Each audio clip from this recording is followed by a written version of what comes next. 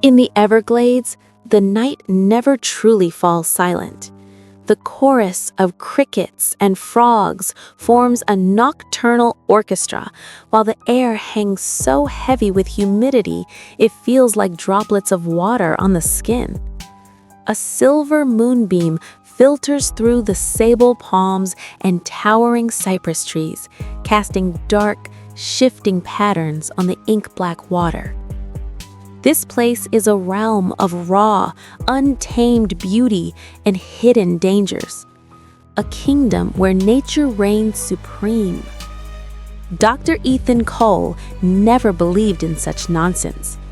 He saw this swampy wilderness through the lens of science.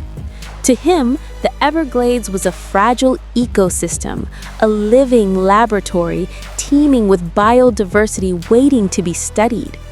His mission was to track and collect data on the elusive Ghost Orchid, a rare species that blooms in the deepest shadows of the forest.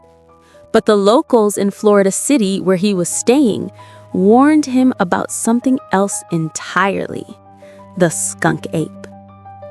"You be careful out there, Doc," the old bait shop owner told him, his wrinkled eyes fixed on the dark forest.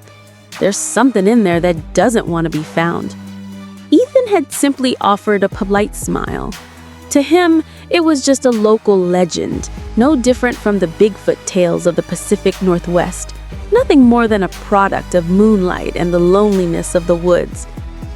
But on the third night of his journey, deep within the restricted zone, his scientific certainty began to waver.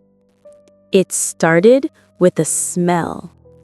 It wasn't the familiar scent of damp earth, decaying vegetation, or the musky odor of an alligator.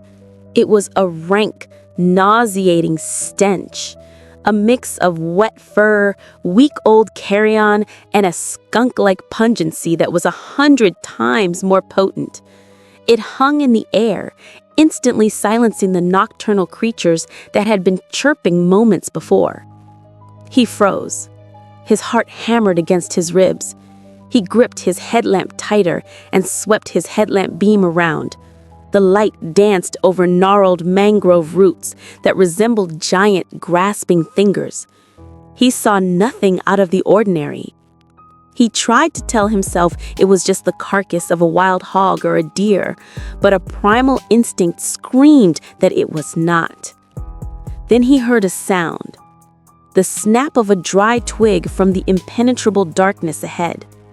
It was the sound of something massive, moving slowly.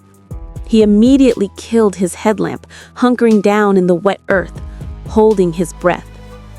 The darkness and silence were suffocating, broken only by the frantic thumping of his own heart. In that profound blackness, he saw a silhouette. A colossal figure, taller than any man, stood less than 50 yards away. It was standing on two legs. Its long, shaggy arms hung almost to its knees, and its body was covered in long, coarse black hair. Though he couldn't make out the details, its sheer size and shape sent a jolt of ice through Ethan's veins. It stood motionless for a moment, its large head turning from side to side, as if sniffing the air, before slowly vanishing into a cluster of cypress trees. It left behind only its vile stench and a man frozen solid with fear. He barely slept that night. The next morning, he returned to the spot where he had seen the figure. What he found there shattered every scientific theory he held. A gigantic footprint was pressed into the mud. It was similar to a human's, but nearly twice as large, with 5 wide, flat toes. No animal in North America left the track like this.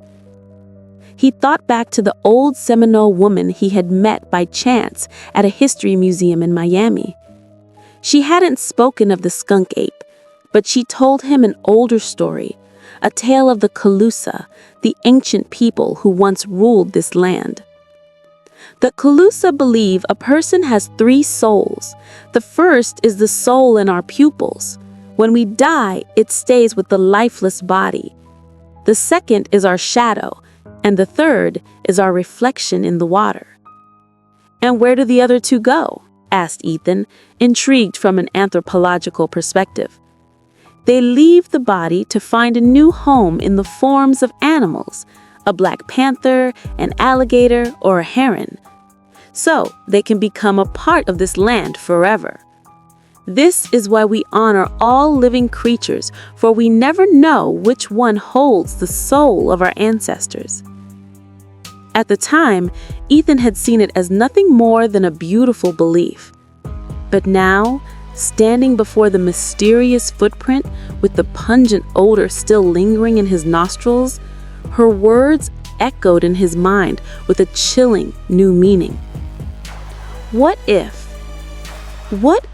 the second or third soul couldn't find a home? What if the shadow or reflection of the last brave Calusa warrior, or of someone who died alone and in agony in these deep woods, could not find a suitable animal body to inhabit? Would it become a restless, wandering spirit trapped between the world of the living and the dead? Ethan's imagination ran wild. He envisioned a confused and enraged soul trying to forge its own body from the remnants of the swamp, from mud, vines, and the faint, fading memory of being human. It would become a grotesque, horrifying creature, a distorted echo of humanity. It would walk on 2 legs like a person, but be covered in matted fur like a beast. Not quite human, and not fully an animal. That powerful stench, it might not be the smell of filth.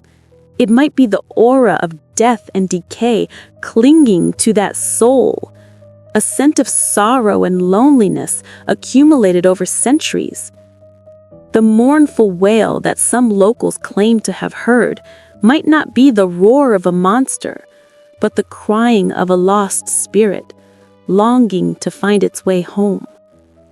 The skunk ape might not be a monster in the conventional sense. It was a living legend, the tragedy of the forgotten Calusa, a twisted bond between man and forest. It was the spirit of the Everglades in a tangible form, fierce, frightening, and deeply, profoundly sad. Ethan slowly backed away from the footprint. He raised his camera, then lowered it. Some things shouldn't be captured by a lens. They should be remembered with respect and awe. He decided to abandon his Ghost Orchid project right then and there. Perhaps some of the Everglades secrets were meant to remain secrets. As he turned to leave, he felt a pair of eyes watching him from the shadows of the cypress trees. He didn't turn back, but he felt the presence of not malice, but of silent yearning. And in the breeze that rustled the treetops, he felt as if he heard a faint whisper, an ancient language he didn't understand, but whose meaning was clear in his heart. "Do not forget us."